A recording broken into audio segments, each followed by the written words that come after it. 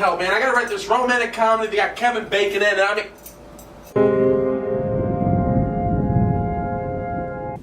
David, you okay? I love Matthew. I love him. I lost him. Go on. Met her at a Denny's, 2:30 in the morning. I've never seen anyone scarf down a grand slam like her. Got to talking, said she was married. Right then I knew we were destined to be together. Man, that's rough. So what else you got?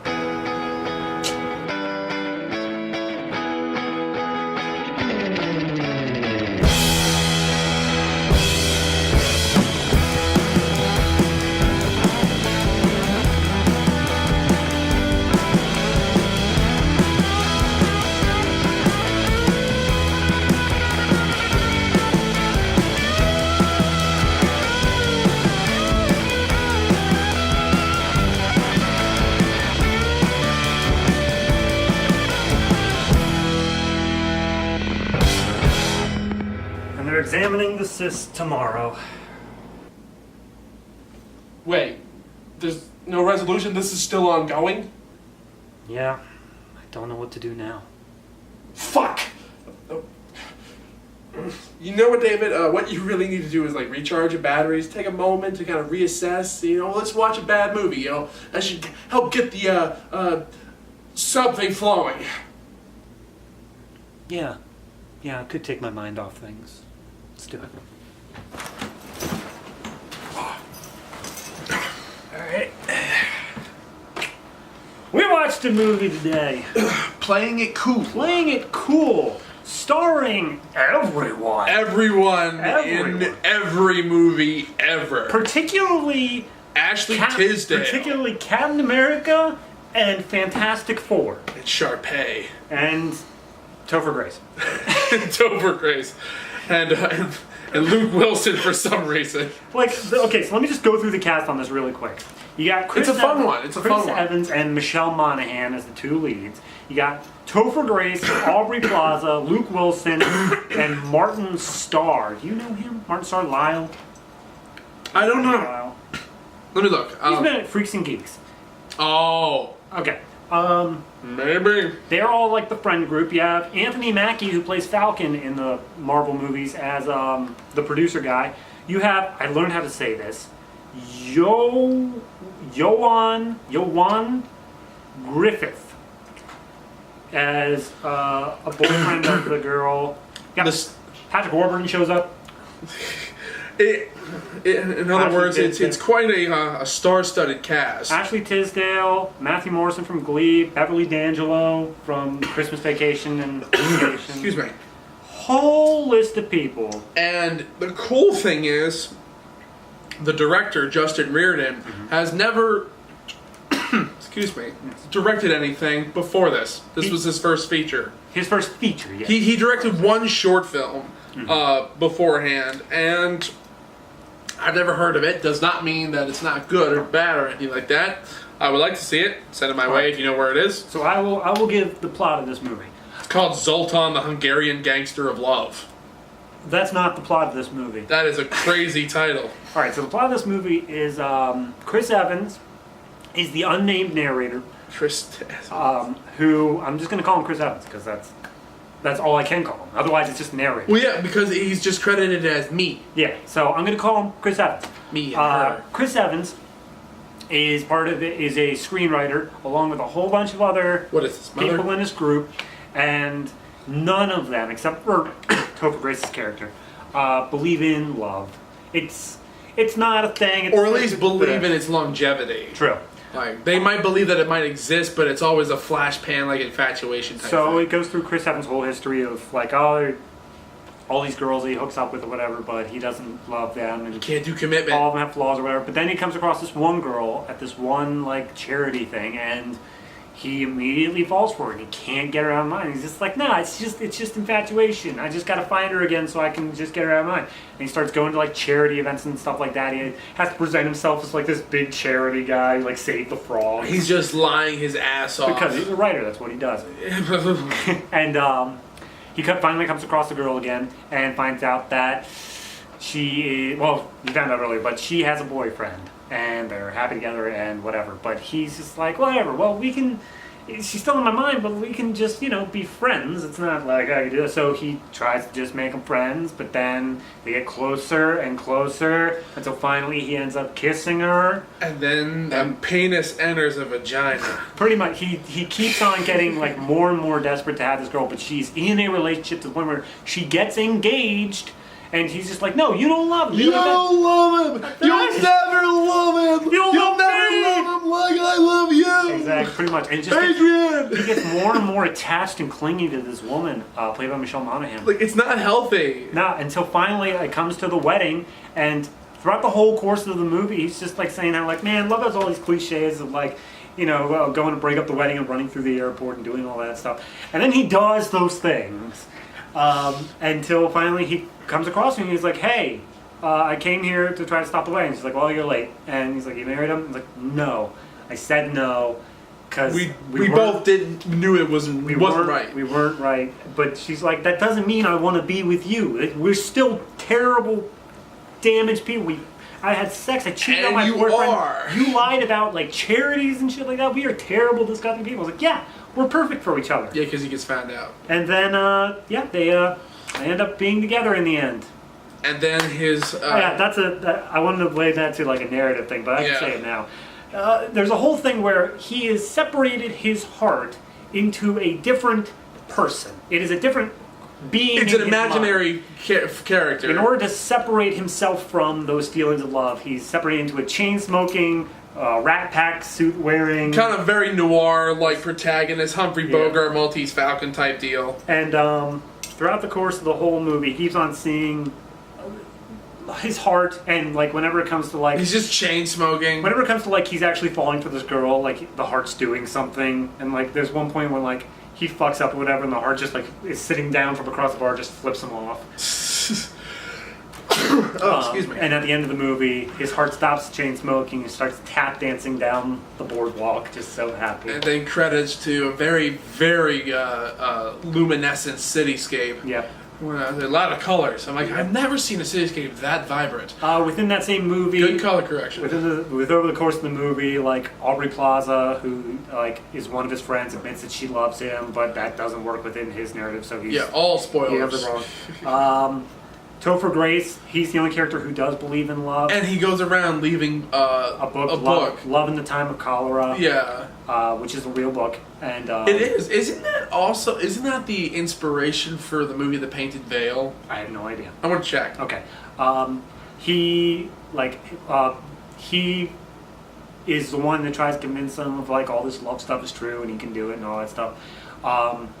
He has a granddad character who was watching him after his mom ended up leaving him when he was like 8 or something like that. Yeah. The granddad ends up dying at a point in the movie which shakes up his life and gets him to refocus on things that matter. He ends up writing a screenplay because the whole time he needed to write a romantic comedy screenplay. So he could write his action movie. But he just didn't. But there was only one problem. I had never been in love. But luckily, at that moment, a narcoleptic Argentinian and a dwarf, and just as a nun... fell through my roof. He was quickly followed by a dwarf dressed as a nun. But he... I would have loved to watch Moulin Rouge. Yeah. And I do love Moulin Rouge, young people. It's great. But at the end, he finally gets that screenplay in order, written for the sole purpose of Ashley Tisdale and Matthew Morrison to act out as people with split personalities who fall in love with each other's split personalities. Yeah. The movie's got a lot of things, a lot of plates spinning. And also, I was wrong. The Painted Veil was based off of a book, but it was called The Painted Veil. There was also a movie made off of Love in the Time of Cholera, but that starred Javier Bardem. Okay. And it came out in 2007. But a little trivia for the people there. Yeah. But Love in the Time of Cholera was supposedly what like changed the life. Changed Topher's character's life. Scott was his name. Scott, yeah. I love how they entered. All right. Start with characters. The characters in and of themselves are actually kind of fun. Oh yeah. They're all very. They're all characters you've all come to expect from these types of movies. The movie opens up with like him saying how he needs to write this romantic comedy thing, and then like he read the spec script or whatever. But it has all the cliches of like the gay best friend and the whatever else. It goes through all the things. The sassy Hispanic, and it has all these characters. Yeah, so the movie in and of itself is extremely self-aware, and okay, so. The interesting thing that I find about this movie, off the bat, before we really get into anything, the one thing that kind of pushes over the edge with this movie is the abysmal scores it's gotten on Rotten Tomatoes. So on IMDb, it has a... Just to preface before we get into the actual It has a straight 6 out of 10.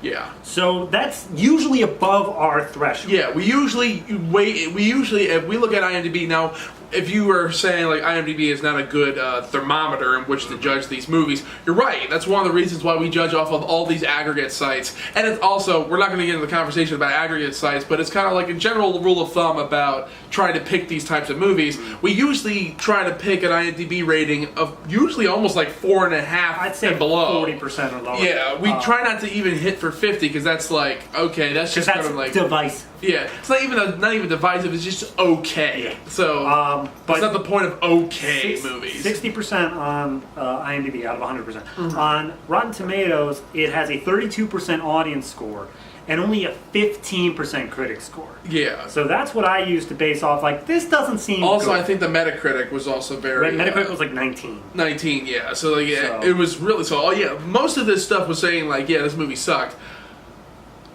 I did not think this movie was nearly that bad. No, it reminds me of our old thing of The Formula, where everyone seemed to hate it, but it had a lot of decent things to it. It's like we run across that with a couple movies with us. That's how I felt about Creature. That's also how we felt about Big Money Rustlers. Yes. Which, of all movies, you would not think would actually turn out okay. But this movie, and also that's actually kind of how I felt after Lovesick. Even though I actually did not like Lovesick as much as I actually enjoyed this movie. I did not like Lovesick nearly as much as I like this movie.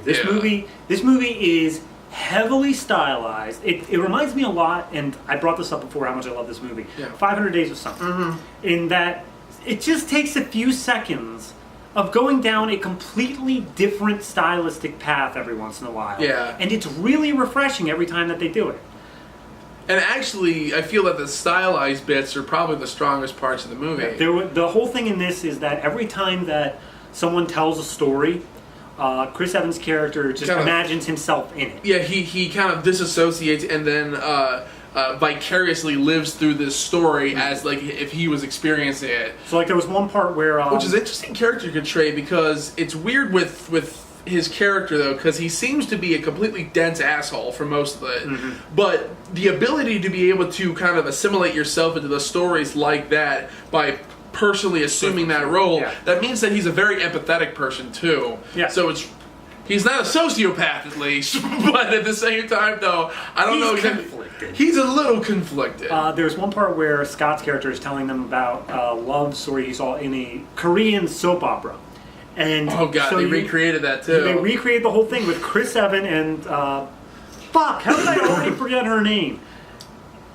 Michelle Monaghan. God, I said it like 15 times before the start. Trying to make this Michelle work. Michelle Monaghan. They had those two in the places of the two Korean actors. And despite the fact that they're narrating over the top of the whole thing, they are literally saying Korean in the background. They are like saying the actual phrases in Korean. It's like, wow, all right, so you guys are just putting it... And the best part, in my perspective, whenever it came to assuming the roles, besides the part where there's a completely animated...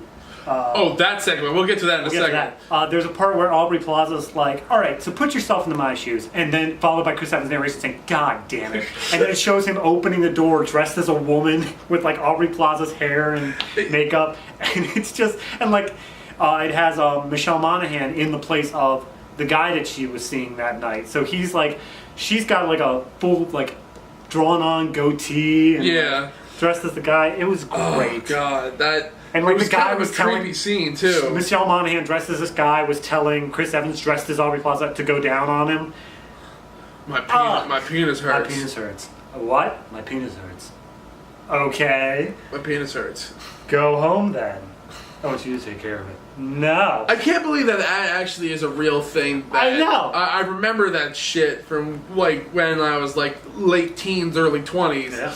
And I'm like, what the fuck is this shit? I mean, all right, the movie in and of itself obviously is putting all these tropes on blast. Mm-hmm. And I won't necessarily say that it doesn't do it nearly as well, obviously, as other films, but I don't know, something about it, like, I enjoyed myself through this movie. Yeah. I found that all of the actors were committed to their roles, which was a big thing. Mm-hmm. You didn't have anybody in there that's just like, oh, romantic comedy movie, whatever. I didn't see anybody phoning it in. At first, all right, the first, like, I would say about 10, 15 minutes were really rocky. Yeah. So I'd imagine that if people who only watch up to a certain point and they'll just shut a movie off, that would be a point that a normal person would do that. Mm-hmm. But because we are who we are, we watched all the way through, and actually, honestly, I would say maybe by the first or second time that he puts himself into a story, I was enjoying myself. I think that if this movie had none of the stylistic elements of him putting himself in a story, and also there are several other that just like straight up stylistic things, like when he first grabs the one girl's hand, like it's literally electricity between the two. Yeah. Like it comes off as corny and stuff like that, but if it didn't have any of that, if they just had the music swell at that point, I feel like this would be such a bland, boring movie. If you took out the stylization of this, and actually I think I referenced this once while we were watching it, if you take that out to the stylization of the movie, then you have a Lifetime original. There was a point. It's like something you would watch during Christmas. This is what Matt said. It scored an immediate 2.5 stars. There was a point where he's having a dream. He falls asleep after something bad has happened, and he knows he has to write the script, but he hasn't yet. Yeah. He has a dream where Ashley Tisdale and Matthew Morrison are standing over him. Ashley Tisdale with a pistol, a revolver, spinning the thing, saying, "Where's our script, bitch?" Immediately, and then Matthew Morrison's next line is like, "I'm gonna slit your throat and penetrate your brain, penetrate your mind." Like, actually, yeah, that was it. That was the point where I'm like, I'm enjoying myself. Yeah. And that probably was about a third of the way through. No, that was farther. Actually, maybe about halfway. Yeah. Yeah. So, all right. So. The first half is a struggle. The second half is just it's kind of like you're getting up a hill, and then finally when you get to the top, you can just slide down and enjoy yourself. The first half is seeing skiing. The first half is seeing whether or not this movie is going to just be every other movie that claims like, yeah, we're not your regular rom-coms. We know the tropes. We know got quirks. It's just like, yeah, and there's a whole genre of that itself. Yeah.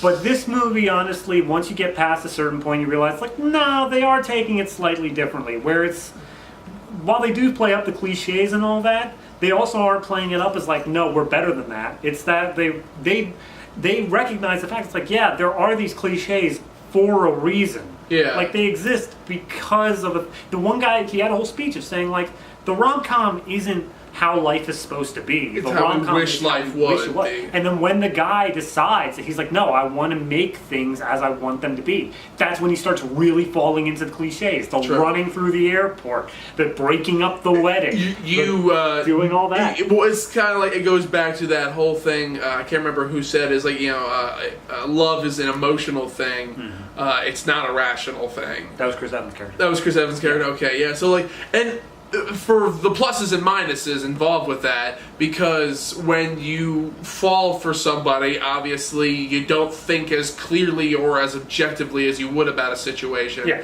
And of course, someone even said that in the movie. Yeah, exactly. So it keeps referencing the fact that it knows exactly what it is. The one thing is, like, it follows along what the movie When Harry Met Sally, which is one of my favorite romantic comedies. On a much shorter time scale. Yeah, it's like that movie is what I consider to be probably the perfect self-aware romantic comedy, because it is fully aware and it lists out basically almost all of the tropes that is common in romantic comedies. It does, but the plot does everything it can to fight against it. And then finally it succumbs to it because then you realize that this is more of a realistic thing as a result of that. Right. I think that that's what they were trying to go with here, but the problem was they tried to play up the cliches too much. That essence, that core theme through the movie was kind of lost in translation. Man, can we just... I mean, I know you weren't meaning to, but can we just throw out every rom-com title in this review? Because you just did Lost in Translation. We can keep going. Yeah. Well, I was thinking, actually, one thing about the relationship in this movie, and they were always constantly saying, it's like, oh, we're bad for each other. Oh, we might as well just try, and stuff like that. It reminded me of The Notebook. Okay, now... All right. I referenced this in some episodes before, and some of you might know my history with this movie and this novel. As we'll just boil it down to, I hate Nicholas Sparks. Okay. Let me rephrase. I hate Nicholas Sparks' books. I have no idea about the man himself. But as a result of that, The Notebook is about two people who should not be together at all. They're the worst possible things for one another, but yet somehow people are heralding this thing as one of the greatest romances ever made. This kind of tries to do that, but at the same time, because of the self-aware factor, it has that point of view. It has that remove that is like, okay, we are obviously seeing from your perspective, talking directly to the audience, that you know that these people should not be together, really. Right. Like, okay, you see the romance in it, you see the love here, but you know, it's the whole idea of, you know, love can be toxic too. Well, see, I see it a different way.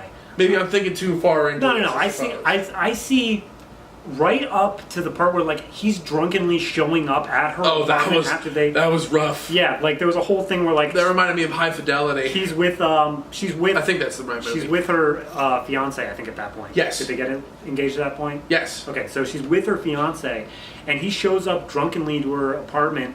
Like, He's an Amazing Grace. calls her out and just like, here's all the reasons you should be with me and not with him. And he comes out, fights him, knocks him on his ass. He pukes on his shoes, and she said, I just got these shoes at Bentley's or Benny's. Barney's. Barney's. Was that something else with the big?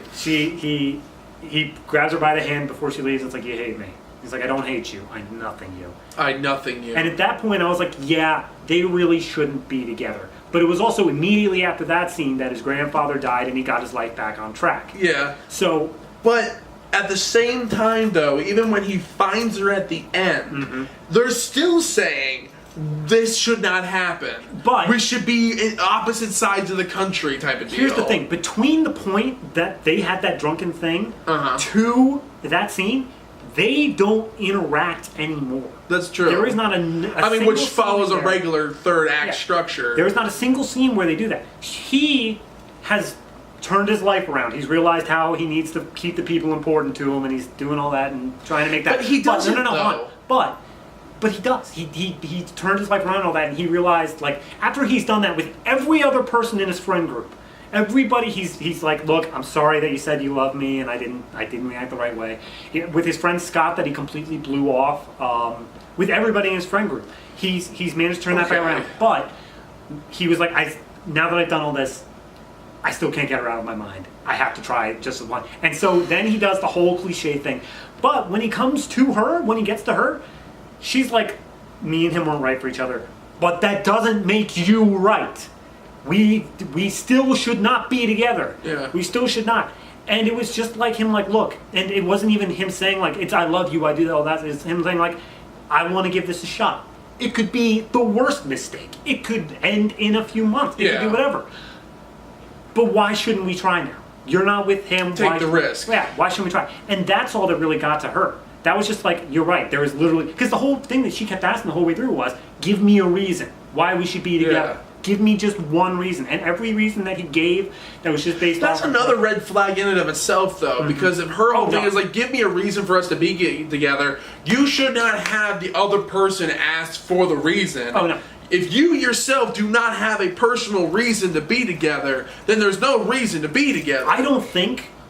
After this movie, I have no reason to believe that they're going to make it forever. No. But I think I that think it's wasn't kinda- the end goal. I think the end goal was to give it a chance, to give love a chance, because that was his entire thing at the beginning. When Yeah. people said "I love you," he did not respond with that. I think that the entire point of this was to say, "Give love a chance." Yeah, and I can see that, and I really can, and that's actually the funny thing about this movie is, as opposed to The Notebook, I feel that's a redeeming quality. But I think one thing that would have probably made it sink home for me, really, that was what they were going for, is at the very end, besides the grandfather dying, is that he wasn't able to repair everything about his life. Because he got everything back on track. And that was the one cliche I actually was not willing to let this movie have. That was the one prediction I made, was that I thought that he would make it to the wedding and then just realize I shouldn't break this up. Exactly, or something like that. Like there should have been a course direction, course redirection at that point, and then we didn't get that. We got the cliche ending. I mean, he didn't fix everything in the fact that he lost his grandfather, but that's not really a thing. We don't even really see that. It's not like they were not like they were distant or they had a fight or something like that. They had two conversations in the movie, and the second one was just him calling him a pussy all the time. So I was just like, what exactly? You need to talk about that scene though, because that was the animated scene. You need to... We do need to talk about that, and we'll try to wrap that up. But it's like, other than that, I didn't really feel. Even though the guy who played the grandfather, I never remember his name, and I apologize, but he's a great actor, and the amount of effort and emotional kind of resonance we get, even off of his little pieces of scenes, he does a really good job. I believe him, but he's not there enough for me to really see any emotional connection between him and Chris. Philip Baker Hall. Magnolia, Hard Eight. Oh, he's such a good guy. He's in so many. He's in a lot of Paul Thomas Anderson movies. Go watch it. But the last thing I wanted to talk about was the animated sequence. They had like what? It's like maybe almost like It's like 2.5 minutes, 3 minutes. about 3 minutes long. This 3 minute long. I tried to look at to see if there was any animated. Let me lead into the lead in with it, and then you can keep going. The lead into it is the grandfather's recounting the story of how he married his aunt, who was engaged to a... No, he married his grandmother. Yeah, sorry. Who was engaged to an Italian man. And they were off, he was going off into the military, and she was staying home, and she wrote him basically like a Dear John letter. It's just like, I'm engaged, and I can't see you anymore. We're to marry at the end of December. And basically they pulled a Princess Bride thing where it's like, is this a lovey story? And then the grandfather's like, no, this is a manly story. And then immediately art shift. The animation just shifted dramatically. It just goes straight into like hard lines, like, super dark. It's like we were watching Fish of the North Star. Pretty it's just much. But, like super fluid and like it was everything really was good. constantly moving. It was really it goes back to the technical quality, the technical aspects of this movie. This movie was very well produced. This is a movie that is there to dissect these cliches, to present a story that is able to kind of get around the the traditional rom-com parameters, and yet still kind of keep the roots as a romantic comedy. Yeah. I get that, but it ends up. I think it ends up going too far in some of the cliches, so thus it doesn't. It feels less like they were trying to make this a subversion of these tropes and more that they kept falling into it themselves. Yeah. I think there was too much, just a bit, at least for me. Whenever we do these romantic movies, we can always find ourselves predicting a lot of things. Yeah. I didn't find us really being able to predict much of anything. The only ones that really had us... When the third act kind of fell into place, that's when it's like, all right, everything from here on out, we pretty much got except for the end. We didn't... The one detail that they stayed together. Yeah, we were, like, that could have gone either way. That They honestly could. was either way. We didn't predict, like... We did predict the fact that Aubrey Plaza's character was in love with Chris Evans pretty much as soon as that scene started. Yeah. Because she was listening off the thing, and it's like, well, yeah, I had the same sort of situation. Well, what did you say to the guy? Did you say anything? No. Why? Because I thought it'd make it weird. And then it's like, yeah, no, clearly you like Chris Evans. Just we know what's going on here. And she was really good in that scene. I mean, they were all good. Like I do enjoy large parts of this movie, and I think that. Final thoughts. I guess so. Let's just roll into final thoughts. It's just at the end of it all, I honestly this might be actually interesting that I might be saying this. It's that this probably is the best movie we've watched for Shit Flicks. Oh my god! I at least like out of all like how many movies we're up to now? 132. Oh god, it's like, but like out of all those movies, I honestly believe that this one probably is the closest to being not a shitty movie that out of the entire rest of the movies, and we've seen a lot of terrible filth. It's like, but I would say that this movie was enjoyable enough that I would tell people that you should actually watch it, because you will get some form of enjoyment out of it. And I don't believe that the critical and audience response for this movie did not nearly warrant the treatment that it's gotten. And that's it for me. Okay, for me, honestly, I have to agree. This movie does not deserve the shit it got on it. I can see why it was a 6.0 on IMDb. That being said, the marketing did nothing to help this movie. No. Absolutely not. The poster to this movie is literally... It's those stereotypical cliche bullshit. Oh, yeah. They might as well have been I talked about how it reminded me How to Lose a Guy in 10 Days and stuff like that. Or it's like, and that literally the Matthew McConaughey tie pull thing. It's the same fucking thing. But for me, like I said, it doesn't deserve what it got shit on. I honestly, I think this is one of the better movies we've done. I don't think it fell as far into the cliches as you do, but that's just me personally. I think that it always kept a level mind about it. The characters were always enjoyable. The plot, while it's still cookie cutter for the most part, you can still figure out where it's going. The stylistic choices really still make it an enjoyable thing to go through. So all in all, I would say that this is a decent enough movie and probably not worthy of the show, but I'm not doing another one today, so this is going up. And that was our thoughts on Playing It Cool. It's her. Oh God, it's her. What should I do? What should I do? Should I answer? Should I ignore it? I don't know what to do. I don't know what to do. Matt, what should... Conflict breeds drama. What are you talking about? Answer the phone. Hey, Jesus. Hey, you? Yeah, look, before you say anything, I messed up, and you messed up more, but I think we both get that. You're getting a divorce? But you still don't love me. But it was benign. But you're not buying back the dingo farm. And you're waiting at BWI? I'll be there right now. Dave, how does this end?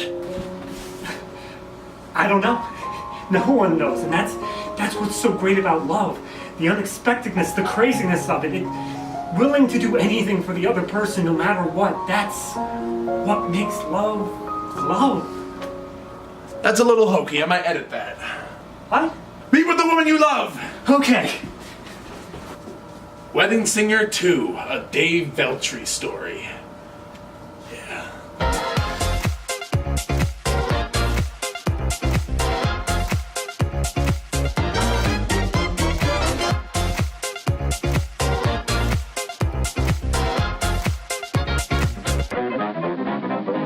Made possible by contributions from viewers like you. Thank you.